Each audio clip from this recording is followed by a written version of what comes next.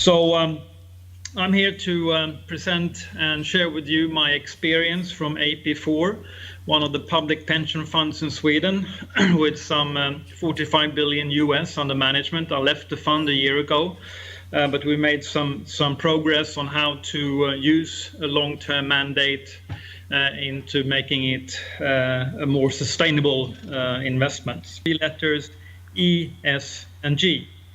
And those of you that have been around for some time know that some 15 years ago, it was GES. But nobody had really understood what the G fit into a investment model. So therefore, it was moved from being the first letter to the last letter. However, I strongly believe that you should start with the G. G, governance, actually defines the toolbox you can use as a long-term investor, and I would prefer to say a long-term owner. And I think that good governance is actually a way to lower your risk again and to enhance your returns. And let me give you 3 examples. Number 1, you have a governance model in Sweden that is very transparent. It's all about the owners that form a nomination committee that well ahead of the AGM will actually propose a board of non-executive directors.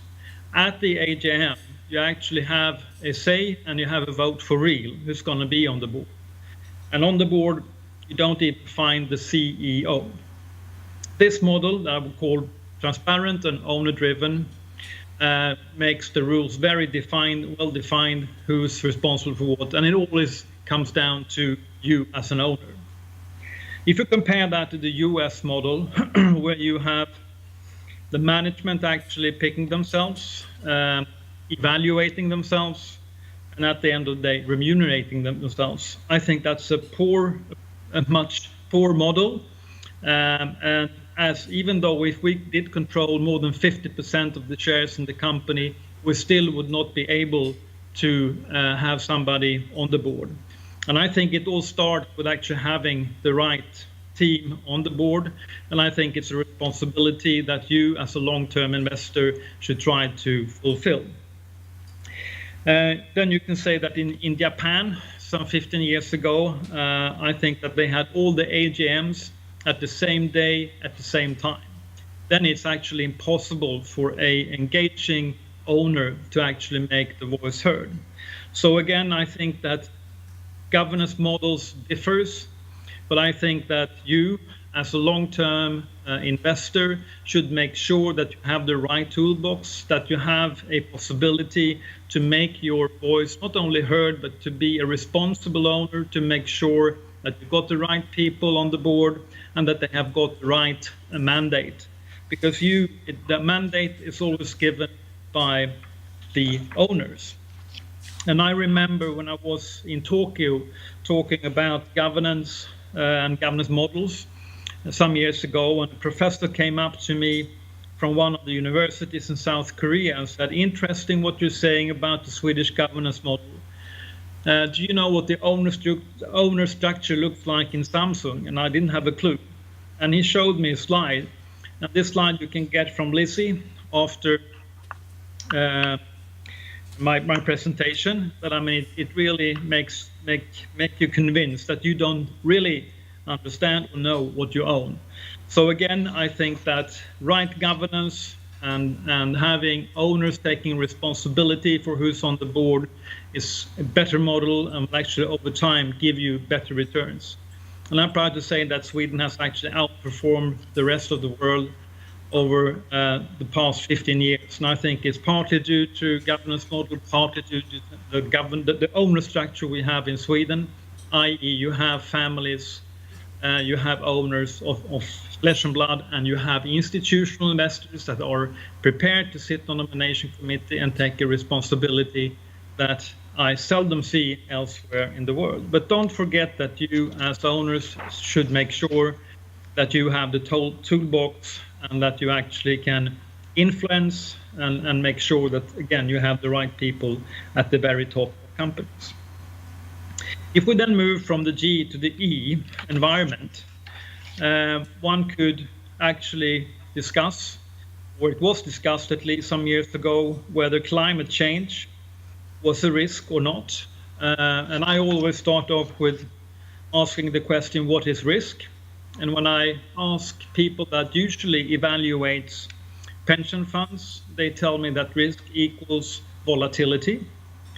And being the CEO of AP4, I could quickly realize that since we don't have a solvency capital,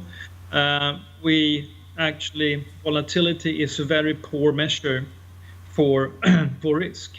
Risk, in my view, is the risk of actually having a permanent capital loss.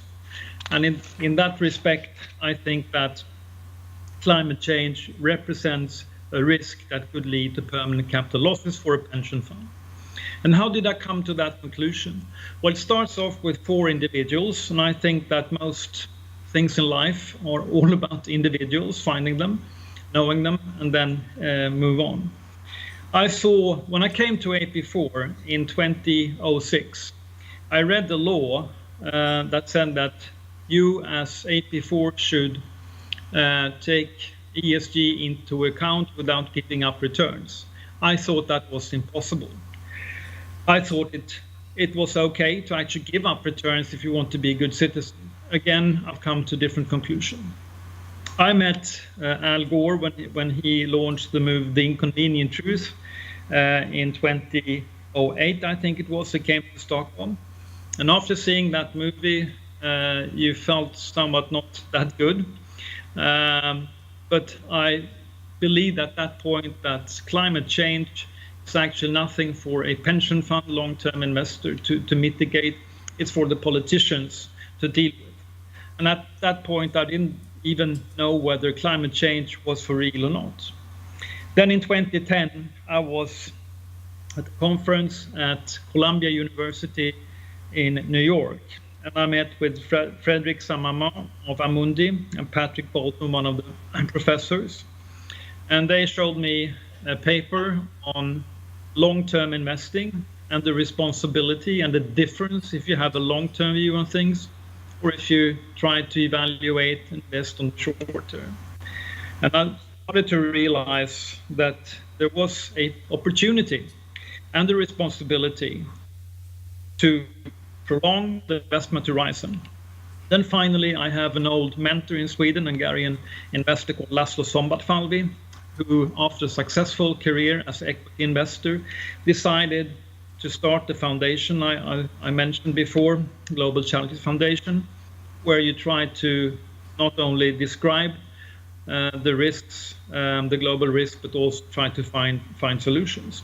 And Laszlo started to ask me in 2010 about how I, as a long-term investor and CEO of AP4, could or should mitigate the climate risk. And I explained to Laszlo that I strongly don't believe that it's a responsibility for a long-term investor. And then he started to send me articles, books, and started to ask questions. And then he showed me a graph that is produced by IPCC that points out that I think this was done some 3 years ago, that there is a possibility of 1.6% that our world, we're heading for +6 degrees, not well below the 2 degrees that was agreed upon in Paris 2015. And then he said to me, if you a world with +6 degrees is a horrible one.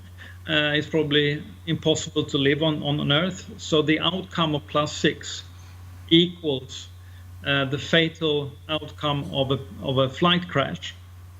And if 1.6% of all flights that took off every day were to crash, it meant that 1,300 flights would go down every day. Conclusion: we are willing to take risks on climate that we never ever would have done as individuals.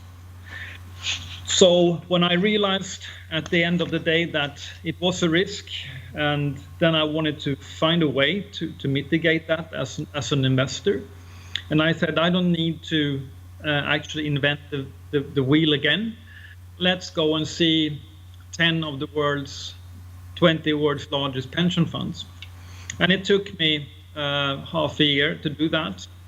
And when I came back, I could actually conclude that none of the 10 I visited had a clue about their exposure to climate risk and climate change. And they didn't even know whether it was a risk at all. So we needed to find a way at AP4 on how to mitigate this risk on our own and try to invent the wheel. So I asked one of the new guys at Global Equities, and I said to him, I strongly believe that climate change is real. I strongly believe that there must be possibilities for us to lower the risk in our portfolio if we do this in a proper way. So after a couple of months, Fredrik came back to me and he said, well, Mats, the only or the best way is actually let's sell out of fossil. But at that point, I knew that if I took that, wanted that mandate from my board, they would strongly disagree because you have a bet on one sector and short term, you don't know the outcome, so it could go either way. So I said to Fredrik, not good enough. You need to come up with a better idea. And it took an additional 3 to 4 months. And then he figured out that one way to do it would be to take S&P 500, the 500 largest companies in US, and then do the carbon footprint by external consultant. And then instead of taking out only the fossil companies, we took out the worst polluters in every sector. So we took out 150 companies of the 500. But we did that on a sector neutral basis. So the good news was that the tracking error was 0.7, 0.8, i.e. we more or less got the same returns as if we would have owned the total 500 companies. But the good news was that the carbon footprint went down by 50%. Ta-ta. We had a free option that carbon was wrongly priced, and I still believe is wrongly priced. So I went to the board and I asked them about the mandate to invest in this strategy, and they asked the usual questions, as you can imagine, i.e. could I guarantee that this is doesn't lead to poorer returns, and what would I tell the journalists if that happened, etc., etc. But after some discussions, they finally gave me the mandate. So in 2011, 2012, we invested in this strategy in US. And I'm proud to say that today, after some 6 years, it has outperformed the underlying index with some 250 basis points. So again, you could actually mitigate the risk and you can enhance your returns, and that's what it's all about. So let me finally conclude by saying and asking, what if? What if 30 years from now, we're heading to plus 6 degrees and not well below the 2 degrees?